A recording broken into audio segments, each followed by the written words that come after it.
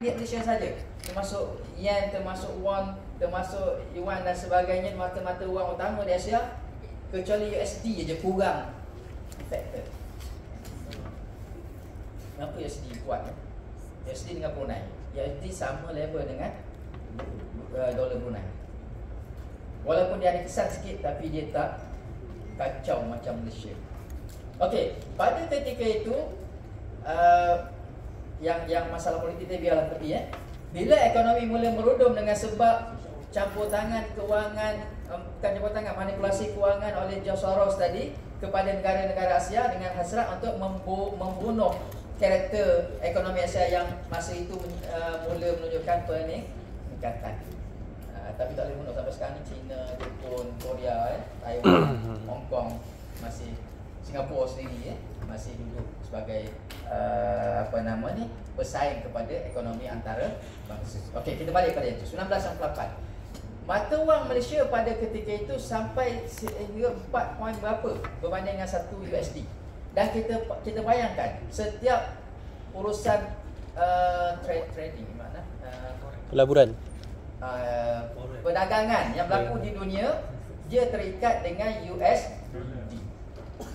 Sampai sekarang pun walaupun ada euro, walaupun ada mata wang lain yang juga dominan, tapi USD tetap menjadi timbang tara kepada perdagangan antarabangsa. Okey, bayangkan 4 point something 1998 dan 99. Kalau sekarang ni kita kata okeylah sebab nilai mata wang sekarang mungkin, tapi kita tak rasa tinggi.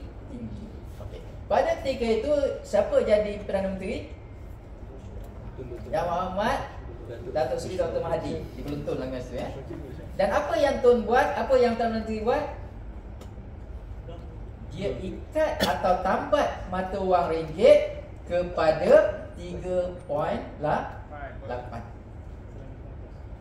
Maksudnya walaupun katalah sebab mata wang satu benda yang floating, dia diapungkan.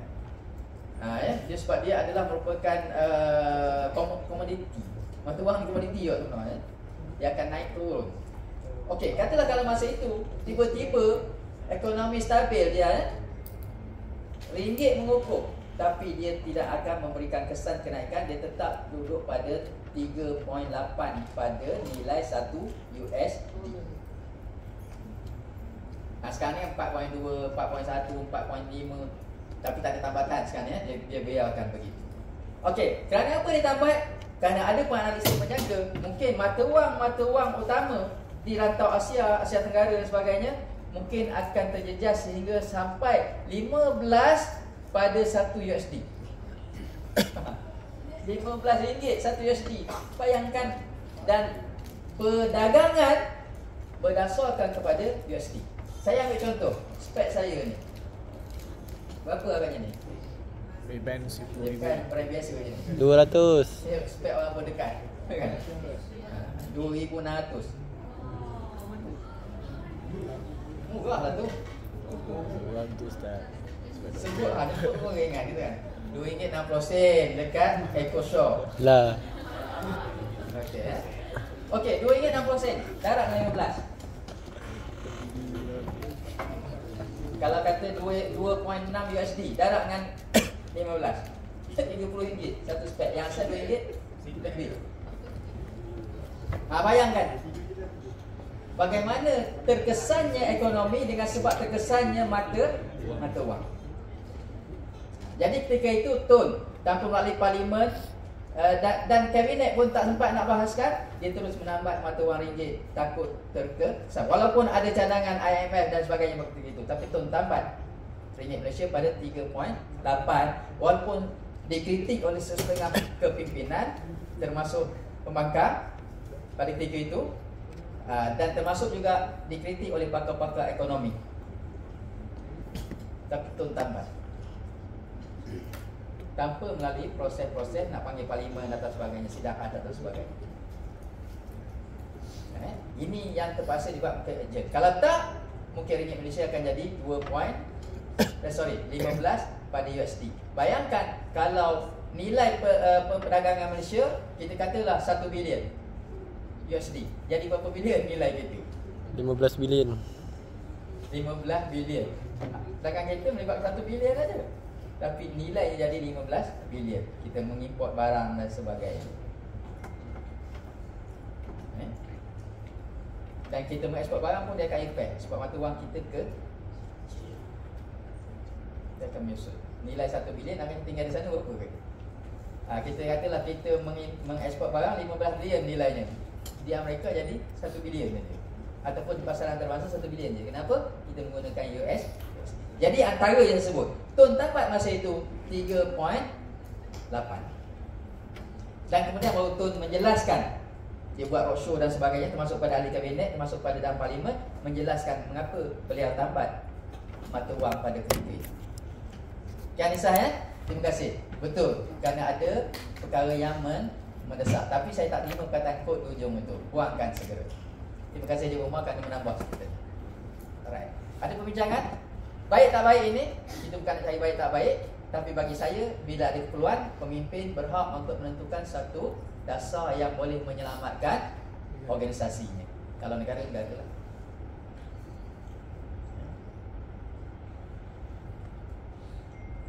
Dan pada ketika itu tak ada pun undi tak percaya berlaku. Pada ketika itu, walaupun ada sebahagian kritikan yang berlaku. Faris, kalau entah tu macam mana? Macam nak naik sekejap. Mata wang kita naik kesan. Antaralah, kita tak kata itu adalah solusi yang terbaik, tak. Tapi mungkin pada ketika itu. Walaupun dia tahu risikonya, Malaysia tak akan dapat menjana keuntungan kalau kata ringgit mengukuh. Tapi itu mungkin dalam situasi ketika itu tambatan lebih penting daripada mengapungkan mata wang. Walaupun setengah negara Asia kekal mengapungkan mata wang masing-masing. Ini hak negara masing-masing, tak ada masalah. Okey, itu yang kedua. Dan yang ketiga tadi apa dia ciri dia tadi? Catat dah. Memberi pujian atau kritikan dengan terbuka, konstruktif. Okey, kita tanya diri kita.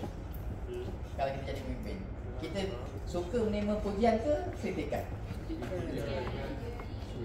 Dua-dua. Okey, Aisyah adalah demokratik punya orang. Okey, lain. Izul. Dua-dua. Okey, demokrat. Akmal. Dua-dua je ke? Okey, Sazwan. Dua-dua je ke? Tak ada yang kata salah satu je ni. Saya tanya yang lain kan. Semua kita. Mana kita ada ciri demokrat. Tapi apakah kita klaim saja? Tak, dia kena buktikan. Kalau klaim, jadi benevolent autokrat. Tadi kan dia kata sentiasa menggambarkan dia tu orang demokrat, tapi tindakan dia tidak demokrat. Tapi ni banyak berlaku gini. The real saya katakan, ramai pemimpin yang dia suka dipuji je. Buat kritik, jaga kau. Umar sama. Ujung semester nanti SPPP tu lumatkan komen kepada Ustaz Anwar Putih. Ni pelajar-pelajar tak boleh komen. Saya tunggu macam mana saya buat penambahbaikan, tak ada apa. Kalau ada komen 1-2 pun terbaik, Syamil, terbaik. Terbaik apa? Nak buat tambahan apa lagi kan?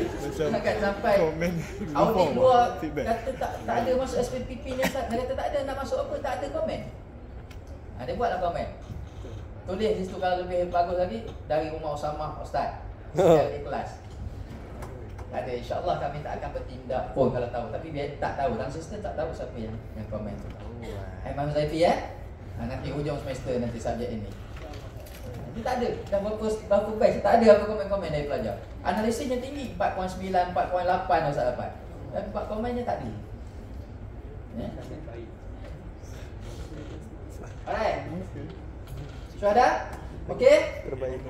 Teruskan. Syuhada dah tahu lihat belum? Teruskan. Syuhada tahu lihat belum? Belum ya? Tahun masa depan? Oh yang itu tak terlibat dengan kawan masa convocation tu? Tak ada ya? Okay, right. Ada berapa soalan sampai ke jenis yang ketiga?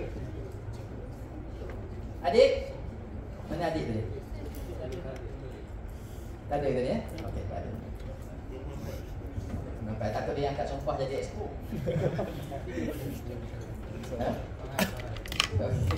Tiga pagi ya. Itu istilah FPTP kan. 3 pagi tu dia dapat FTTP walaupun dia tak solid dalam blok dia tapi dengan gabungan. Mungkin ingat FTTP first past the post. 3 pagi lah. Sebelum dia berubah first past the post tu kepada blok lain. 3 pagi pernah blok ni pun lebih kurang waktu-waktu begitu ya, nak kat sumpah. Ini sistem demokrasi. Alright. Apa Hajidan? Macam mana? Okey. Demokrat ya. Okey. Di ujung nanti saya akan buat kulasah kepada pandangan Dr. Shah Talib sendiri ya. Okey. Yang keempat, laissez-faire. L-A-I-Z-Z-E-S-F-A-I-R-E. Betul ke sebutannya laissez-faire? Laissez-faire. Dalam ekonomi asas ya. Subjek ini antara laissez-faire ya. Okey, dia ada 3 ciri juga. Yang pertama, tidak mempunyai keyakinan terhadap pimpinan sendiri. Okey, tak yakin pada pimpinan sendiri. Ini lagi berat. Sebab apa nanti saya akan explain sikit ya. Yang kedua, tidak meletakkan matlamat untuk kumpulan. Yang ketiga, komunikasi dan interaksi antara kumpulan dikurangkan. Okey, mengapa jadi begitu? Yang pertama, tak ada keyakinan terhadap pimpinan sendiri. Ini kalau kita baca pandangan-pandangan lain seperti apa nama yang ditulis oleh Blau dan Scott dalam bukunya Comparative Approach ya. Apa nama buku tu, Mike? Blau dan Scott itu? Ingat dah subjek organisasi? Akan baca balik lah ya. Kalau kita baca dalam buku-buku organisasi, mereka kata ini adalah orang yang dapat kepimpinan yang dia tak sangka, ataupun yang melalui proses kepimpinan warisan. Warisan dipanggil istilah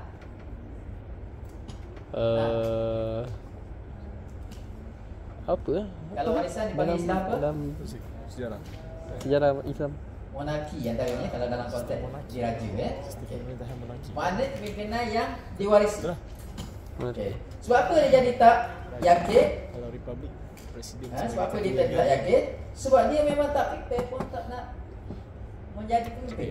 Saya ingat satu kisah pada LAD Latihan Amali Dakwah 1996. Lagi awal daripada tadi ya. 1996. Masa itu buat di kampung asli Bukit Mancung, Bukit Beruntung, Selangor. Siapa duduk belah Hulu Selangor? Aswad. Naim Kelantan. Aswad. Siapa? Aswad. Aswad tak datang ini, kita bagi pengecualian yang khusus ya. Siapa lagi Hulu Selangor? Ada hak? Kita mana Selangor juga? Kelang. Kelang bukan orang Islam. Kelang ni dia, Kelang dari sudut zonnya dia panggil Selangor Tengah. Kelang Selatan ya. Itu Kelang Selatan tu bahkan di Kelang tu. Orang Selangor ni. Tak apa, yang penting confidence kan ada ya. Saya suka confidence tu. Ingat dah Ustaz cerita tu, pengalaman Ustaz interview pelajar 2 minggu lepas Ustaz cerita kan. Tengok juga, memang tengok interview Anwar Putih tu. Sebenarnya Anwar Putih yang interview di depan tu kan. Nanti dia nak tunjukkan kat kerja levelnya tu. Tak apa. Jadi kampung asli itu, dia masa itu masih mengekalkan tradisi lantikan batin secara warisan. Dan batin sebenar dia dah sakit, dia disable, dan memang terbaring berpuluh tahun dia kata. Allah. Dan dipangku tugasannya oleh anak lelaki, saya rasa dalam 18 umur begitu. Okey. Ini bagaimana kematangan seorang pemimpin ya. Jadi bila kita buat LAD, kita akan terlibat dengan agensi luar. Paling kurang pun Japuah. Kalau macam masa itu JHEOA belum ada Japuah Omar, Japuah pun ada tahun bila? Program apa ada tidak dalam sebelum tu JHOA ya, Jabatan Awal Asli. Okey, pada satu hari itu ada program tersebut. Dia tak plan nak datang. Tiba-tiba JHOA datang pegawai dia. Jadi kita pun kalut cari mana pemangku batin. Rupanya dia tengah main senapang. Zaman itu kan dia kesan daripada filem combat, filem apa zaman tu kan. Dia sempat dengan filem combat dan sebagainya tu kan. Tu kan. Kalau tengok dekat YouTube ada tak? Ada kan? Chip, BJ and the Bear tu cerita dulu. Itulah hiburan awal zaman dulu. TV1, TV2, TV3 kemudian dah baru ada. Balki ada berapa TV rumah? Kalau TV 1 kita cari di TV 1, TV 2, TV 2 pula itu hitam putih dan sebagainya masa tu. Okey, dia main tembak-tembak tu. Lepas tu bila kita panggil, dia main tembak-tembak tak ada masalah. Buat apa main kan? Buat kan? Tak ada masalah. Ini yang budak dia. Budak umur 5 tahun, 4 tahun, 6 tahun sama semua dia main tu. Ni batin, ni mampu batin kan? Okey, bila kita panggil untuk program itu, ditanya data-data kampung tu satu benda pun dia tak boleh jawab. Ini saya kata, antara siri itu sebenarnya. Makna sebab apa? Sebab dia tak cakna dan tak memegang ataupun tak melihat kepada keperluan dia memimpin itu. Patutnya benda-benda begini, asas ini ada dalam pengetahuan pemimpin di satu-satu level. Lepas tu dalam setengah jam lepas pegawai itu interview, dia tanya pula, dah habis ke cik? Saya nak pergi sama main. Saya tak kata tak boleh tak boleh, bukan kita kata Ustaz, kalau gitu Ustaz meremehkan sunnah Rasulullah bila jumpa dengan golongan umur-umur sekian, Rasulullah cuba menyesuaikan ini. Betul, saya tak nafi yang tu. Tapi dalam konteks kepentingan kepimpinan, sepatutnya pemimpin dia kena ada level dia secara khusus, terutama dalam bab-bab yang berkaitan dengan formal ataupun cara official. Tapi ini kalau semua masa dia ambil tak endam itu, saya kata dia adalah disrespect. Dia memegang tanggung pimpinan walaupun dia sendiri sebenarnya tak tahu apa yang dia pimpin. Sebab apa? Dia dapat dari tampuk pimpinan melalui warisan. Ataupun kalau orang tu dia tak sangka-sangka dia dapat mimpin, pergi AGM, cara nak pergi nak makan mihun aja kan, mihun Singapura dengan IT yang manis kan. Ke rumah biasa IT manis. Saya ingat ke? Alhamdulillah ada juga air Ustaz. Orang Gaza tak minum air. Alhamdulillah, syukur. Tapi ingat juga nak test umur 56 ni diabetik macam mana kan. Hari kami nak buat medical check up untuk Hajj screening. Kalau tak lepas gula penat juga kan pada nampak dia. Alright. Tiba-tiba nama dia naik. Tak ada pun dalam senarai, misalnya dalam pencaturan. Jadi orang yang begini biasanya dia akan melahirkan pimpinan yang tadi tak yakin pada diri. Kenapa? Dia tak prepare pun untuk dia memimpin. Yang tadi dia mewarisi, walaupun dah ada susu galuh tu, tapi dia tetap merasakan dia tak perlu pun sebenarnya. Okey, bila dia tak yakin kepada diri sendiri, maka ciri yang kedua akan datang. Itu apa dia? Dia kata tidak menetapkan matlamat atau kumpulan. Tadilah nak tanya data kampung pun tak tahu.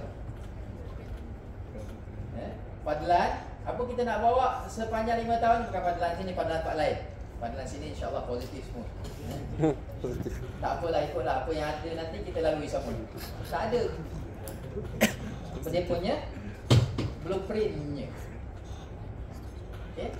Kita memimpin satu organisasi kan kita ada pemantauan. Itu dalam organisasi saya letakkan konsep 4P. Kita dah belajar itu konsep 4P? Tahu. Aina? Saya tak syarahkan tapi saya sebut saja. Apa dia? P yang pertama. Ini pun dalam ilmu pimpinan sebenarnya. P pertama apa? P kedua apa? P ketiga apa? P empat apa? Konsep 4P kan? Perancangan. Yang kedua, pelaksanaan. Yang ketiga, penilaian. Yang keempat, pengulangan. Dia berjalan dalam bentuk circle. Dia bukan horizontal ataupun vertikal. Ini dalam konsep pengurusan organisasi ya. Okay, right?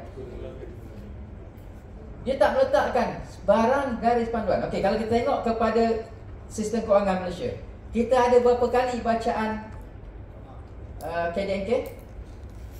Penilaian KDNK? Berapa suku? 4 ya? 4 kali penilaian KDNK. Awal-awal diletakkan KDNK Malaysia 5 katalah, sekarang ni realistik lah 5. Dulu pernah KDNK Malaysia pecah 9 atau 11. Vietnam pernah pecah 16, India pernah pecah 23. Dalam negara Gaza tinggi, tapi kerana India penduduk dia sangat ramai, maka kita nampak KDNK yang tinggi itu tak memberi impak yang besar kepada keseluruhan penduduk di India. Brunei KDNK biasa-biasa, tapi kerana dia tak ramai. Okey. Berapa kali KDNK dibaca? 4 kali ya. Dibuat laporan 4 kali oleh Gubernur Bank Negara. Tujuan apa nak tengok KDNK? Nak tahu per kapita, dan per kapita ini antara kriteria untuk meletakkan negara itu di tahap-tahap negara maju, negara bangun dan sebagainya. Antaranya adalah pencapaian KDNK. GDP, Gross Domestic Product, dalam bahasa Melayunya keluar dalam negara kasar. Walaupun orang kata Ustaz, itu bukan semata-mata timbangan itu kita tahu. Sebab KDNK semata-mata tidak mencerminkan kedudukan yang sebenar secara mutlak. Macam kata Kelantan, kalau ikut KDNK dia rendah. Tapi bila pergi rumah Kelantan, tengok Kelantan, subhanallah, dalam fire pun, dalam sawah pun rumah tak tingkat, ada lift. Contoh dia kata kan. Tapi KDNK Kelantan antara yang rendah. Dan maka dibuat justifikasi Kelantan antara negeri yang termiskin dalam konteks Malaysia, Sabah, Sarawak dan sebagainya. Okey, right. Di mana saya tadi? Tak buat sebarang percaturan ataupun susun atur perancangan kepada organisasi. Apa yang datang kita hadap. Boleh ke macam tu? Umar, ada berapa perancangan Jakma sama tempoh 1 tahun dipegang? 10 Ustaz yang besar. Yang kecil-kecil 20 lagi. Kita nampak susun aturnya tu kan. Hiking, okey, pangkah sebab tak jadi buat. Kerana apa? Kerana masalah cuaca. Agaknya contohnya kan. Okey, sekian. Yang lain-lain lagi, ini tak. Maknanya dalam tempoh setahun ini ada perancangan yang dilakukan. Perkim, berapa banyak Ustaz? Sekian. Dapat capai ke tak capai, ini cerita lain. Dia berdasarkan pada konsep 4P tadi. Tapi perancangan tu ada. Perancangan tu ada.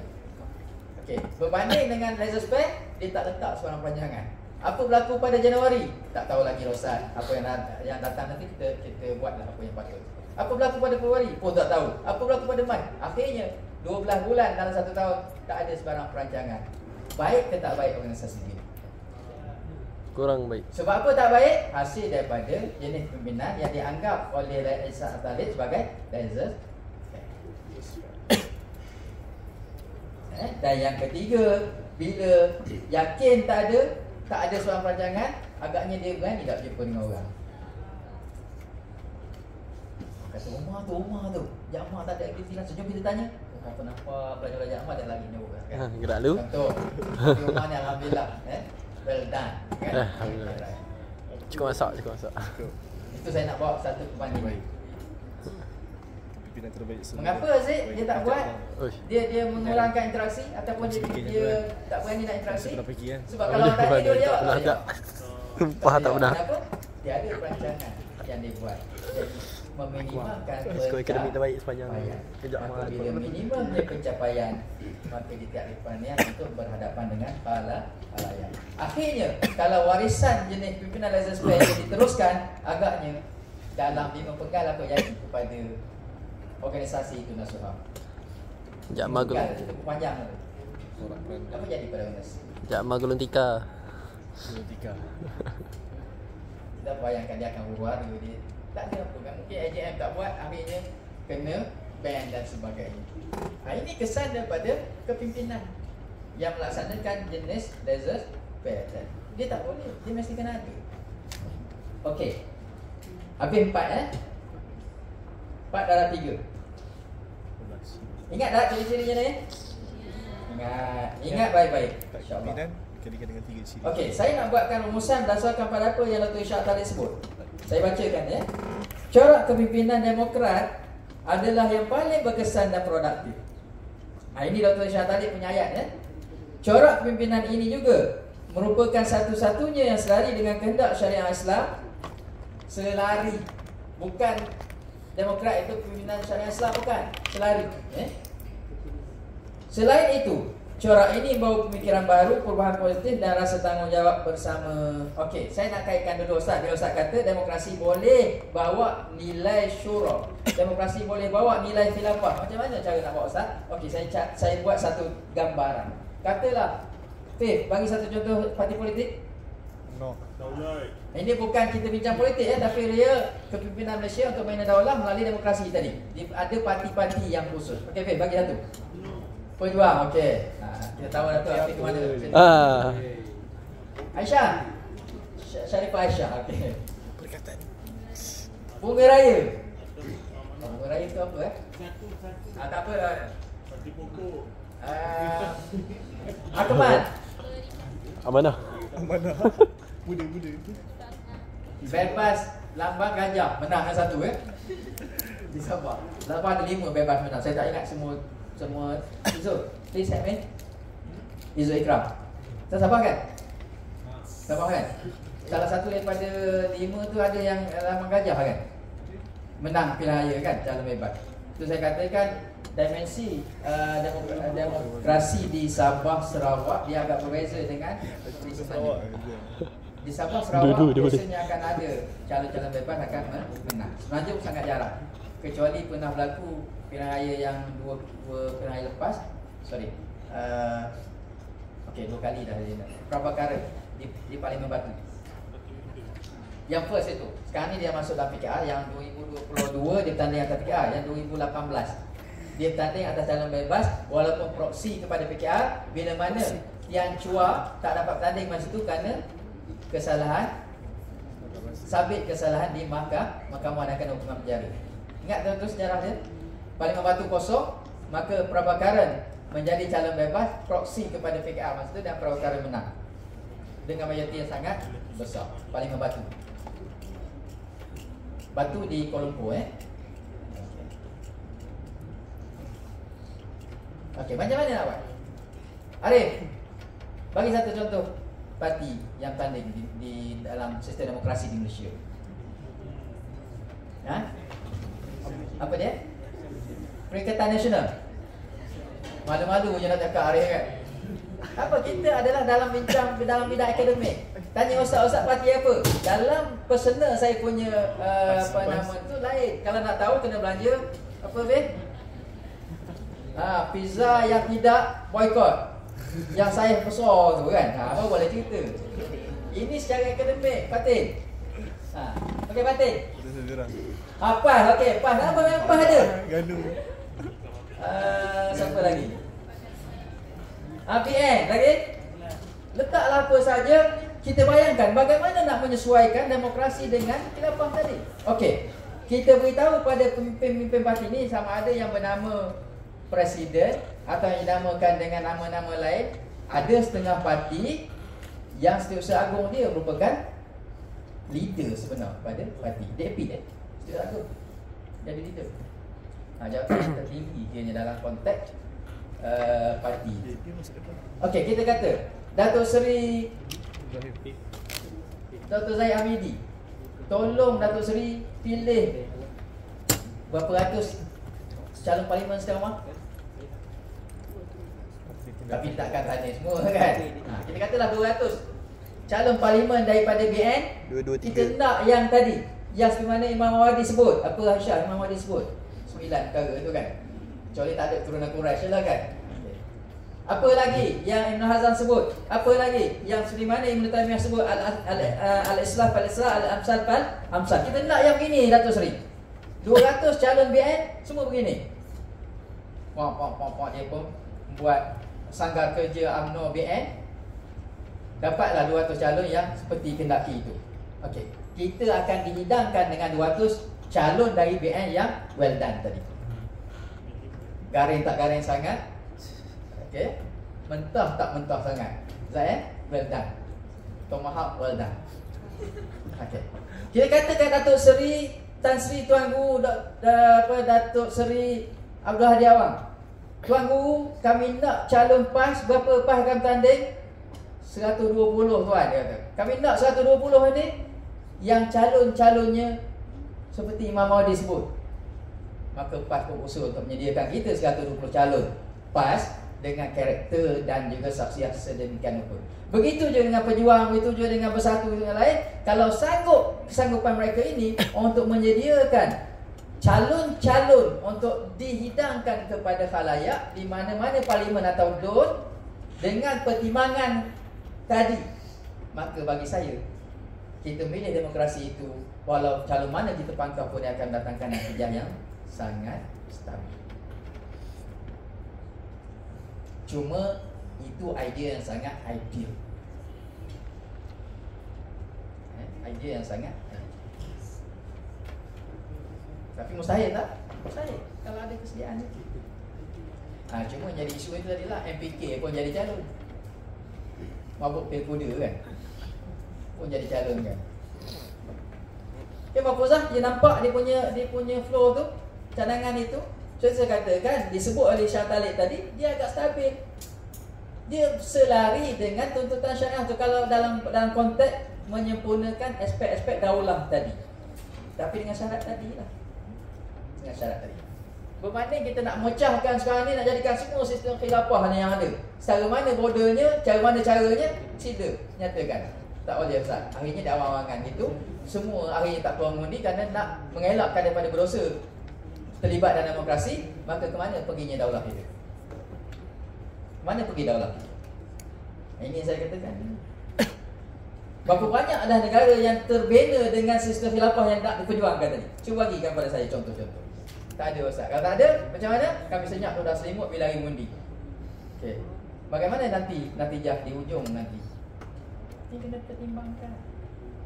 Kecerdikan dalam politik. Sebab itu siasah ni suatu benda yang sangat fleksibel.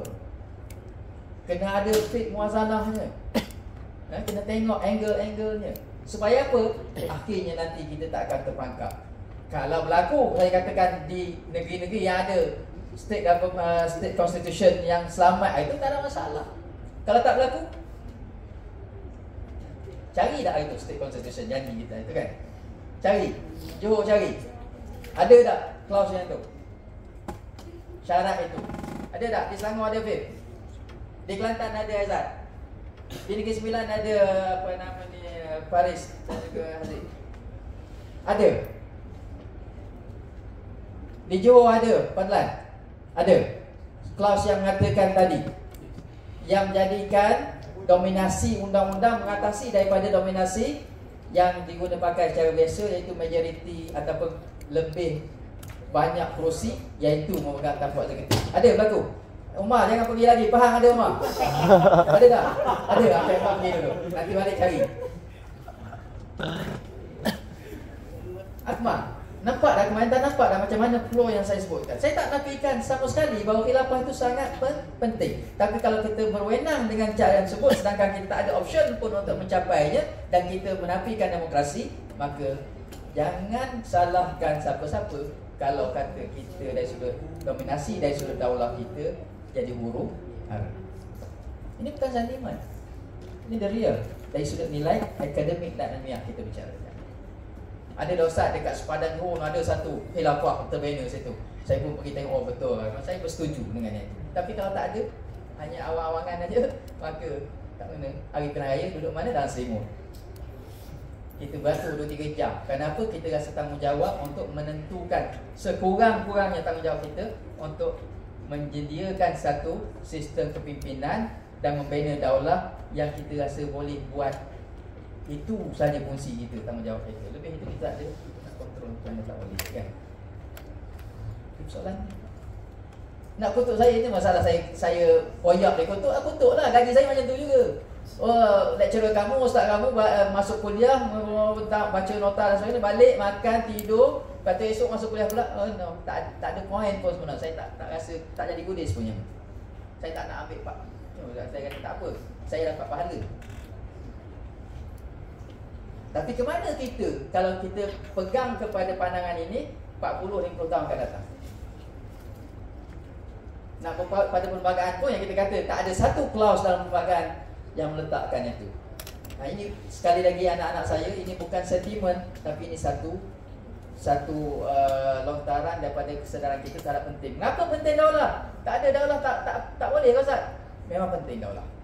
Kita ambil ibrah daripada peristiwa baginda Rasulullah SAW sendiri. Di Mekah Rasulullah 13 tahun, di Madinah hanya sekitar 10 tahun atau kurang setengah pandangan sejarawan. Tapi di Mekah boleh buat apa? Tak boleh buat apa-apa. Di Madinah boleh buat apa? InsyaAllah semuanya boleh buat dengan izin Allah. Kenapa? Ketika itu baginda Rasulullah SAW sendiri memegang urusan-urusan bernegara. Bukan masalah nak gaji besar nak apa, tak ada, tak timbul. Saya nak bakar bila cadangkan naik gaji, naik allowance, saya nak bakar menangis, menolak. Tak ada naik allowance tu. Ini saya sebutkan dulu. Bukan bulok saya nak bakar dan sahabat pergi ke Bani Sa'idah tu untuk membincang tentang khilafah, tentang khalifah pengganti Rasulullah SAW. Tak. Tapi memandangkan lihat pentingnya masa itu membina daulah. Kenapa? Unsur-unsur sahabat bersih dah ada sekitar. Termasuk dalaman sendiri dan termasuk dari luar. Dan khilafah itu hilang bila berakhirnya sistem khilafah yang ada dalam dunia realiti ini. Maka yang ada sikit sebanyak, yang ada ruang untuk kita rasa stabil dan berikan keseimbangan seperti mana disebut oleh Dr. Syantali tadi, bawalah dia sebaik mungkin. Bawa dia sebaik mungkin. Memang itu bukan sempurna, tapi itu adalah satu pilihan. Okey, saya mungkin tak sempat nak merumuskan apa yang disentuh oleh almarhum Profesor Dr. Yusof Badawi. Tapi kalau anak dan semua sekalian sempat baca Fiqhud Daulah, sama ada version asal bahasa Arab, saya ada dulu, yang saya kata hilang dengan kotak-kotak saya itu dulu, yang dibeli oleh sahabat saya di Mesir. Ataupun ini version terjemah ke bahasa Indonesia, ataupun kalau saya sekarang ni ada yang versi dan terjemah dalam bahasa Melayu Malaysia. Bacalah pandangan Dr. Syantali dalam tajuk Fiqhud Daulah ini, antara yang disebut tentang demokrasi, tentang wanita dalam politik dan sebagainya dalam buku ini. Baca, insyaAllah banyak sangat manfaat. Okey, ada masa lagi ya. Asal macam kelas kita hari ni macam dengar amanat Presiden Parti je, nampak seria je kan. Relax, kita tetap santai. Mayang Patricia. Okey ya. Saya nak masuk acara apa Olimpiad tu nanti? Acara apa yang ada untuk kami golongan yang mantan muda ini? Sama Olimpik. Tanya Afif Ejdan sebagai esko. Bola apa ada itu? Bola pakaikan pelekat? Pickleball ya? 28, 29 ya? 27, 28. Program apa tahu dah tu? Program apa nak main apa dia? Lagi nanggu ni. Comel je kan? Okay, jangan serius sangat ya, relax. Tapi itulah realiti. Itulah realiti. Okay? So, kau yang bola power ni. Batin, Kelantan ada berapa seat? Terengganu, okey. Ganu kita. Nasuha, Kelantan ada berapa seat? Ganu juga. Anis Nadira, Kelantan ada berapa seat? Jangan tanya kau Terengganu. Hijau. Aina orang Negeri Sembilan. Hijau apa je? Ada berapa seat? Yuzul Ikram, Sabah ada berapa seat kau ni? 73. Simple majority berada dalam 37 bilangan seat itu untuk simple majority. Sama ada satu blok sahaja atau dua satu blok dia bergabung dengan parti-parti yang kecil. Ini sistem. Tak ada cacat celah pun sebenarnya sistem itu. Walaupun kita kata demokrasi itu berulah begini kotor, memang betul. Pelaku dia yang kotor. Sistem itu insyaAllah. Itu Syah tadi sebut dalam bukunya ini. Dia kata yang agak seimbang, yang agak selari dan sebagainya. Tapi dia tak kata pun inilah sistem pimpinan Islam. Dia kata agak selari dengan tuntutan syariat tadi. Kenapa?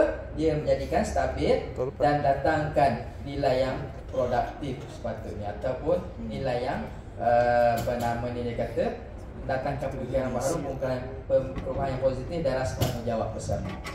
Tapi kalau sekali jawapan tak dijujuk, maka tak mustahil. Turn out voters. Berapa bawah ni? Mak? Ya? Turn out. Untuk? Peratusan keluar mengundi. Oh. Mengundi. 70 lebih ke 60 lebih saya? 60 ke 70? Bilang raya 2018, turn out voters dia sekitar 80 ke 90 macam tu. Nampak dia swing Habis masuk. Ada? Okey dah? Jaga Johor tu. Tengok Datuk On Hafiz Omar sampai On Hafiz Ghazi sampai menangis membahaskan menggolong di ucapan diraja dalam Dun Johor. Kenapa? Takut dipersoalkan di akhirat nanti. InsyaAllah kita doakan supaya pemimpin kita ini saya katakan tadi, kalau ada ciri dan nilai yang baik dalam kalangan pemimpin Waimah, dia adalah calon daripada not yet Muslim yang bergabung dalam bawah kestabilan, maka Waimah calon itu kita katakan calon yang boleh mendatangkan nilai kestabilan pada sebuah kerajaan. Tak ada masalah. Kita bukan nak bersentimen, tak. Tapi kena tengok angle-angle ni. Alright. Ingat 12 ni. Balik nanti sampai 12 turun tangga tu tersepak mata tangga bawah sekali, jadi 14. Kalau 14 okey, kalau jadi 12 jadi 10, hilang markah kan. Lebih tak ada masalah. Macam ada yang rasa kemuskilan dia ni. Saya mengaji psikologi dakwah, nampak cara ni nampak agak psikologi. Akan berat sikit bincang ya. Okey, bukan masalah setuju tak setuju ni, tapi masalah dia kita bicarakan dari sudut solution. Ingat sekali lagi. Mana je berapa belas batch dalam subjek ini, saya sekali mengulangi bahawa saya sama sekali tidak menolak sistem khilafah. Sama sekali tidak menolak. Bahkan saya bukan orang pertama akan menolak demokrasi kalau sistem khilafah itu boleh berlalu semula. Bukan sebab kerana demokrasi tak baik, tapi kerana itu lebih baik. Lain macam Ustaz kuliah tadi, sebab lepas kena kutuk ke tak? Bukan sebab kena kutuk. Alhamdulillah, saya dapat tahu kutukan itu lagi, saya rasa Alhamdulillah. Contohnya aku dah cakap apa yang boleh kita cak sebelum masa itu berlalu dan kita terlewat ataupun kita terlepas memanfaatkan masa yang Okey, kita pergi pada komunikasi ya. Tak share ni tak best juga nak share pun. Kena buka balik portfolio. Ada kat dalam subjek ini ada tak dalam portfolio tu nota berkenaan komunikasi? Siapa yang buka? Saya malah nak buka dekat skrin ni. Ada ya? Dalam portfolio saya rasa ada, saya masukkan komunikasi. Tapi asas tak.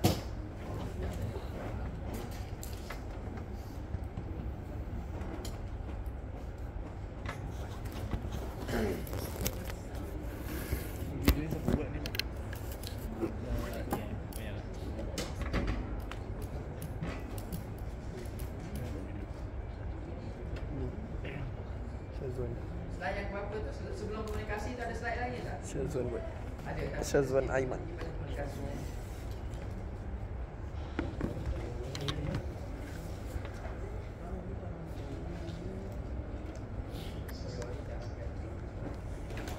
Dalam topik yang berapa tu Fatih? Komunikasi 1, 2, 3, 4 5 ya? Okey, dalam topik yang kelima ada komunikasi.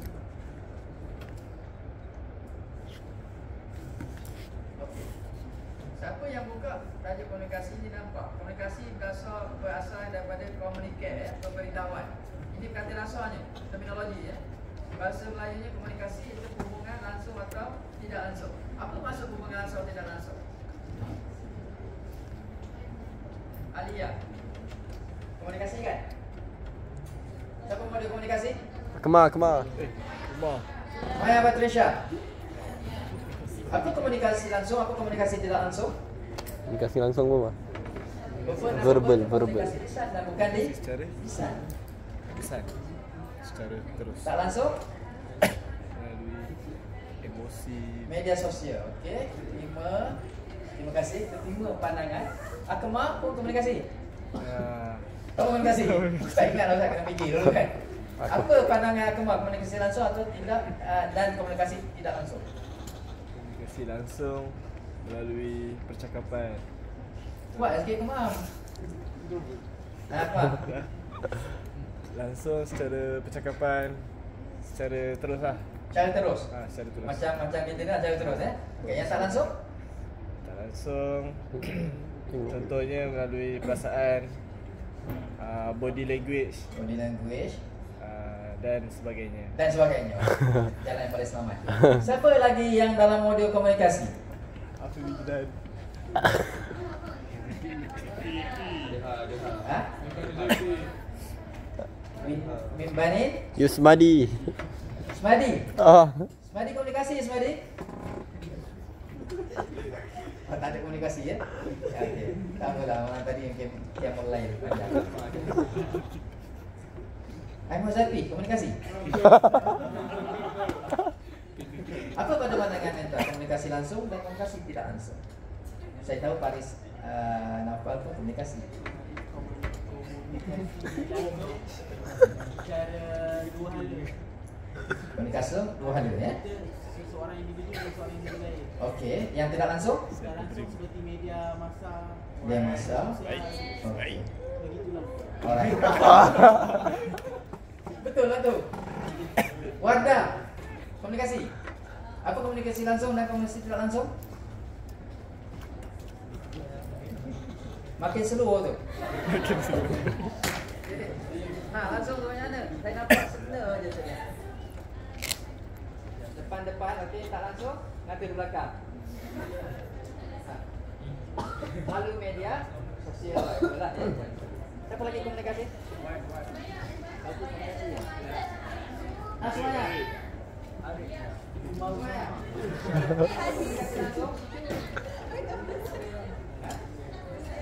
Semuanya. Semuanya.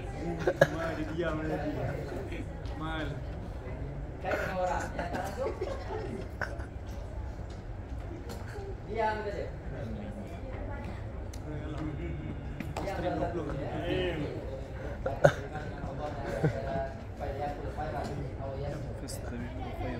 Okey, semuanya adalah betul.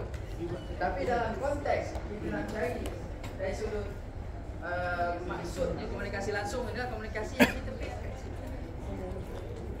Kita prepare. Ada perkara yang kita memang sedia. Yang tak langsung dia datang tiba-tiba. Contoh saya ambil. Okey, Umar bin Yasir, kamu mendaftar subjek PPDK 4803. Wajib masuk kuliah kan? Okey, masuk kuliah kita di sini. DK Paris Afiq, DK apa ni kuliah ni? Saya sampai hari ni tak ingat. 1803. 43.4. Okey, patut betul. Ada jenis orang ingat kan? Oh, tengok betul lah ya, macam tahu dia ada kasyaf, dia tahu Ustaz nak keluar soalan. Okey. Jadi Umar bin Yasir akan masuk kerana memang itu dia prepare datang dia masuk. Okey. Dalam perjalanan Umar tadi jumpa kawan sekolah yang dah 13 tahun tak jumpa. Kita ajak dia masuk. Dalam ni kita nak berborak dan sebagainya sebelum Ustaz Noor kuliah. Okay, agaknya dengan kawan tadi komunikasi langsung atau tidak langsung? Sebab kita tak prepare pun. Dalam kuliah komunikasi langsung atau tidak? Langsung. Sebab kita memang prepare. Apa isinya? Sudah tentu beza. So, kalau anda komunikasi langsung, bercakap dengan pihak yang memang anda prepare, ada dia punya draft dan sebagainya. Kalau yang tak langsung, dia akan tanya pun mesti kita perkara yang tidak melibatkan dasar dan sebagainya. Itu beza dia sikit. Yang jawapan-jawapan lain dia semua betul. Itu mungkin kaedah atau mungkin cara approach. So kita tengok. Dalam komunikasi ini dia ada dua ya, langsung dan tidak langsung. Mana langsung itu prepare. Orang nak masuk bahas di parlimen, dia ada komunikasinya, ada preparationnya dan sebagainya. Okey, jadi Ustaz membuat rumusan di situ. Komunikasi ini ialah melibatkan beberapa perkara. Yang pertama ada penyampai. Betul tak ada penyampai? Betul. Siapa penyampainya? Dalam konteks komunikasi tadi, yang memberikan input itu penyampai. Yang kedua, dia ada melibatkan penerima. Ada penerima. Betul. Sama ada kita berkomunikasi melalui media sosial atau bersemuka begini, dia tetap ada penerima. Siapakah khalayak penerima komunikasi media sosial? Pengguna media sosial, netizen. Kata yang lebih khusus lagi yang kita khaskan kepada followers atau kepada friend kita atau sebagaimana istilah yang kita guna. Afif, Wijdan, ada berapa follower TikTok? Ha. Dekat berjuta kot. 10 juta tolak setengah juta. Mana minus dia punya tu kan. Aizat, ada berapa follower ataupun friend FB? Kau tak main FB Ustaz, ini FB ni mau macam Ustaz je. Yang paling ubat daripada rambut hitam. Tu gigi FB. Aizat ada FB? Ada juga ah. Berapa tahun dah tak buka? Lama dah Rasanya sakat masuk dekat tak pernah buka lagi FB tu kan. Ingat lagi dia punya password? Password apa teman-teman tu ada tak ingat dah tu Alright. Masuk connect dengan Aisyah, ada berapa banyak kalau dekat YouTube dia panggil apa? Subscriber. Ada berapa banyak subscriber? Tak ada YouTube. Yang ada iTunes je kan? Terima kasih follower. Umar banyak ada. Umar ada berapa? 32. 30,000. Subhanallah.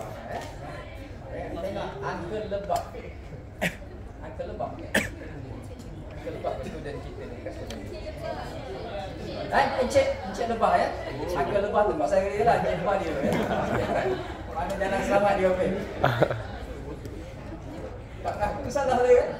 Ada dia jalan keluar ni kan. Namanya takillah aja lawan. Macam lo gaya kan. Okey nampak? Encik lebah ada berapa banyak dia punya? Dia punya friend. Dia tak kira dalam mana-mana media sosial.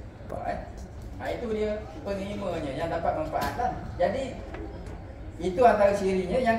Yang seterusnya ada penerima, ada alat.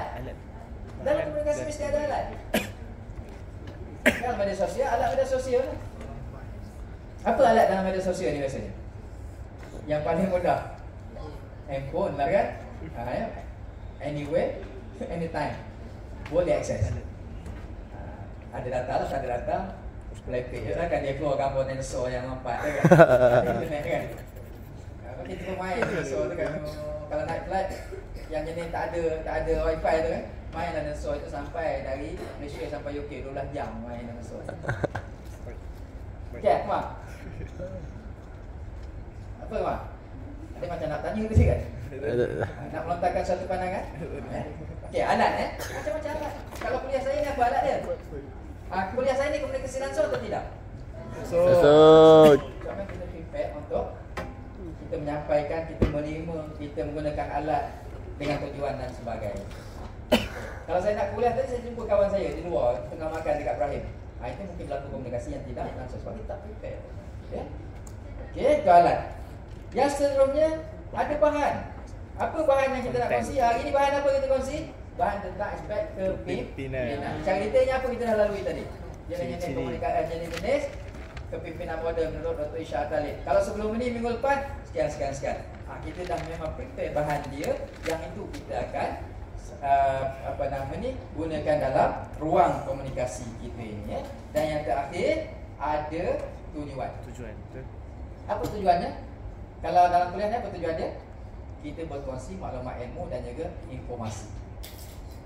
Ada? Ya. Apa beza ilmu dan informasi? Yang kita faham. Ilmu dan maklumat. Ya mungkin tak semua sampai ke tahap ilmu. Ada setengah info aja. Maklumat, info ni maklumat. Ilmu ni betul. Informasi ni kadang-kadang tak tajak. Ya. Ada ya? Ilmu ni memang kita tahu. Apa beza ilmu dengan info? Saya pernah dengar dah. Apa itu pandangan? Bukan salah betul pun.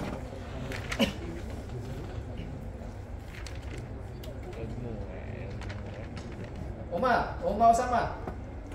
Ada tak tadi dalam clause dia faham? Dalam state constitution. Ada tak clause yang itu yang macam berlaku di Perak saya sebut tu? Ada? Madi dah cari dah? Okey, nanti kita tengok Okey, apa beza info dengan maklumat? Dengan ilmu.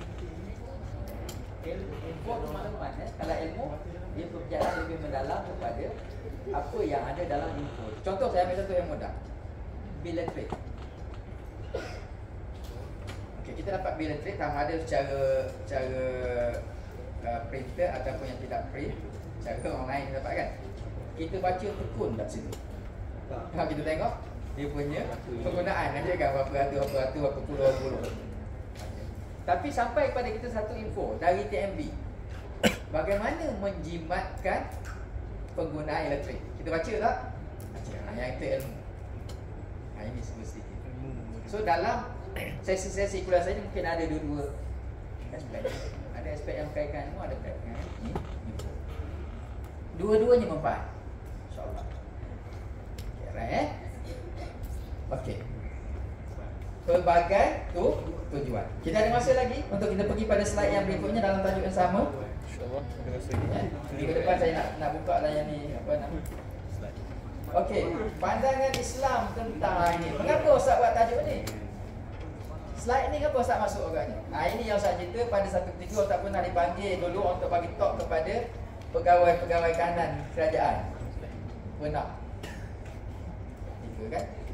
Kita bila kait dengan Islam ni, biasanya orang akademik dari bidang agama lah dicarinya. Sekarang tak laku dah, banyak dah orang lain kan. Okey. Ustaz bagi talk tentang bagaimana komunikasi dan pandangan Islam terhadap komunikasi. Ustaz cerita saya, tiba-tiba ada seorang bangun. Saya tak kata dia itu bongkak, tak. Tapi dia sebut grade dia. Dan masa itu kebetulan grade dia memang lebih tinggi pada grade saya semasa itu. So kita rasa macam, Hafid, apa kau tak cakap ni? Kau tergentar pada aku tau. Apa rasa gitu? Kita rasa, ya Allah. Agaknya dari ya Allah. Itu kata duduk sini kan. Jadi dia ada secara tak langsung kita reflection. Dia timbul priority. Apa priority? Tekanan dalaman kita. Aku ni betul ke aku layak untuk nak kan? Betul ke aku layak untuk nak bercakap di depan? Saya pernah kena banyak kali tu. Kali tu saya dipanggil untuk ceramah Maulidur Rasul di peringkat wilayah Persekutuan.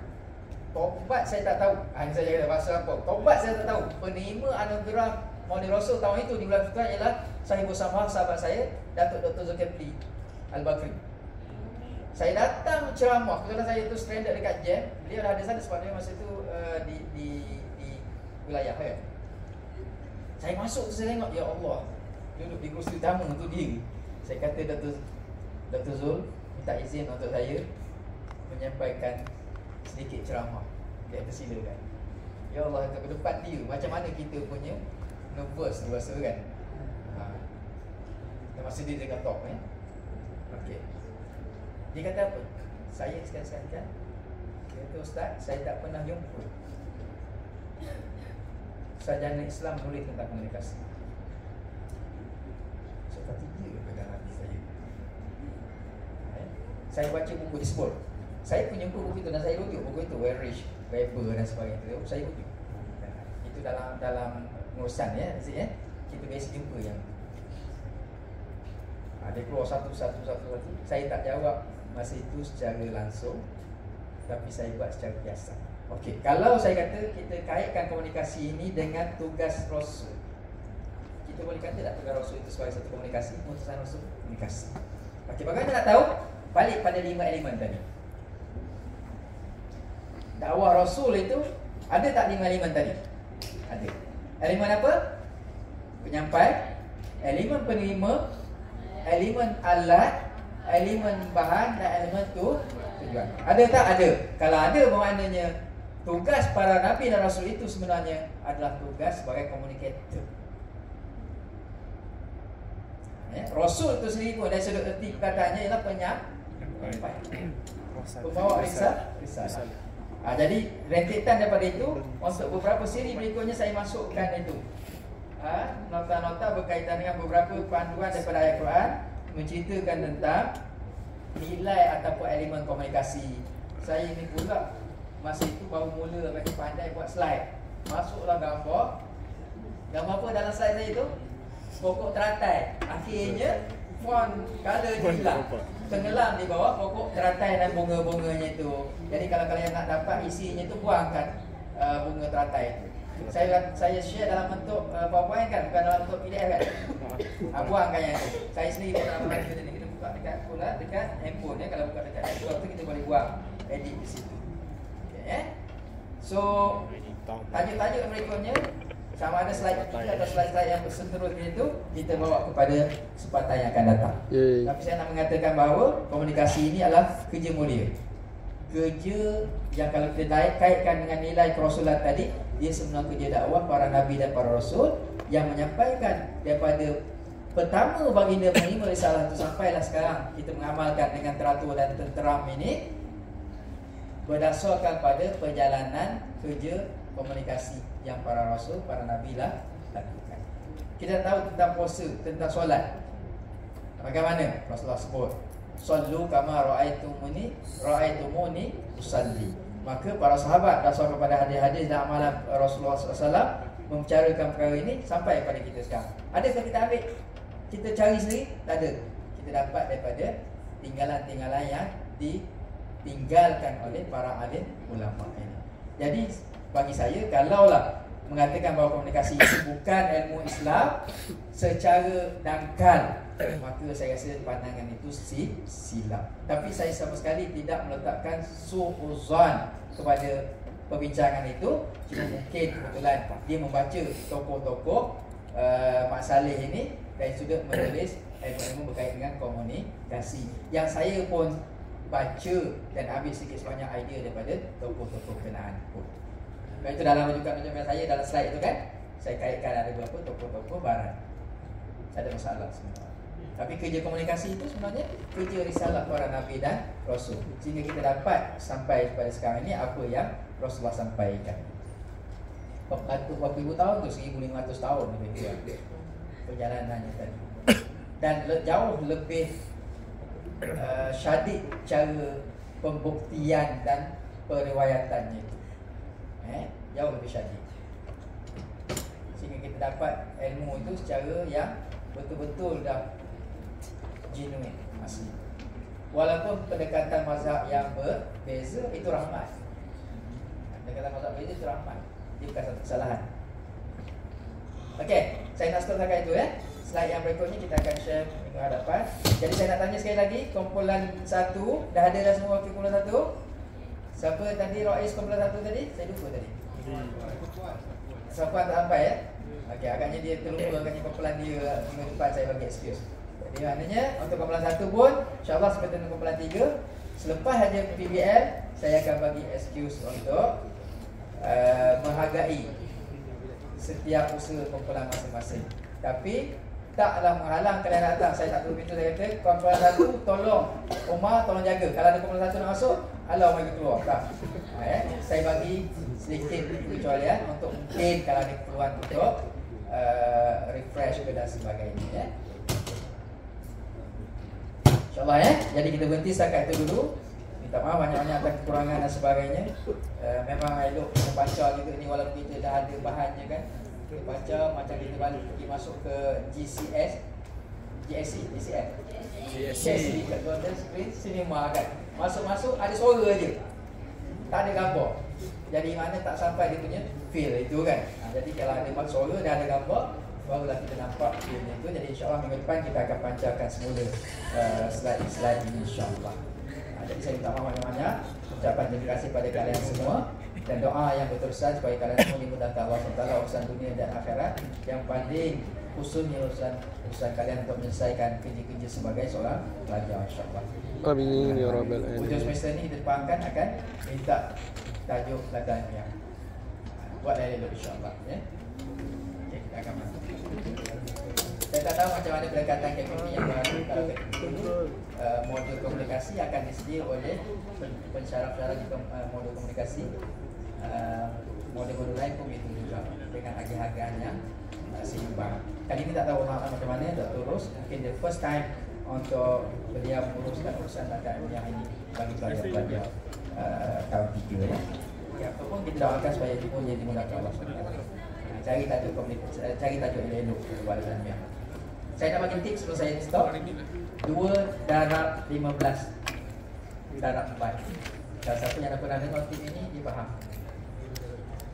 2 darab 15 darab 4. InsyaAllah satu semester 7 Adam dah selesaikan Adam punya data ilmiah. Tak payah tunggu semester 6. Tak payah tunggu semester 8. Sekarang ni semester 5 kan? Semester depan, semester 6 dah siap semester depan. Semester 7 dah ore. Semester 8 lagi ore lagi intern. 2 darab 15 darab 4. Apa dia 2 page satu hari, 15 hari satu bulan, 4 bulan satu semester. 2 darab 15 30 darab 4 120. Khalas. Completely you all siap you punya latihan ilmiah. Boleh insya-Allah kalau buat itu insya-Allah. Okey, sahut jawapan saya insya-Allah. Hujung semester 6 saya nak tengok anak-anak saya ni kalau tak semua pun sehari 2 page. Dah liot akan kita bagi masa kolokium, tapi dia jauh lebih mendahului pada tarikh liot itu sendiri. Hujung semester 6 dah boleh siap. Subhanallah. Pendapatan keseluruhan berada pada semester 7. Saya dah lalu yang saya dah buat. Semester 7 saya katakan lagi saya bantu 3 orang kawan-kawan saya untuk cari data yang masing-masing. Termasuk yang paling struggle yang saya sebutkan menemani pada syariah mencari data tentang prostitusi di KL. Itu yang paling struggle. Yang belia jawab bukan kerja aku kan. Ingatkan juga, jangan lupa 2012 dan sahabat. Kalau kita hitung dengan Bonza memang tak ada hari ni saya di sini. 1992. Mana saya ada di Sungai Tangkan yang dekat dengan Hijauan High. Apa situ ada? Gogo Bandar Babangi kan? Tapi itulah nilai saya buat ya. Faris janji. Satu semester je saya kasih akan. InsyaAllah boleh. 2 helai dia setari saya banyak. 15 hari sebulan, 15 hari lagi kalian boleh lah buat apa pun. Tapi kalau nak guna banyak lagi, itu lagi bagus. InsyaAllah 4 bulan kalian boleh siap. Ya, saya doakan begitu insyaAllah. Ya, dengan izin Allah. Bukan dengan kekuatan kita, dengan izin Allah. Tapi kita kena ikhlas. Allah alam. Dan juga saya ucapkan terima kasih lagi dan banyak ya. Kita bertemu lagi pada minggu depan, minggu yang ke-9. Masih di tempat lalu. InsyaAllah kita hadapi dengan sebaik-baiknya supaya kita dapat manfaat masa berkenaan secara maksimum insyaAllah. Jadi kita tahu dengan kafaratul majlis dan suratul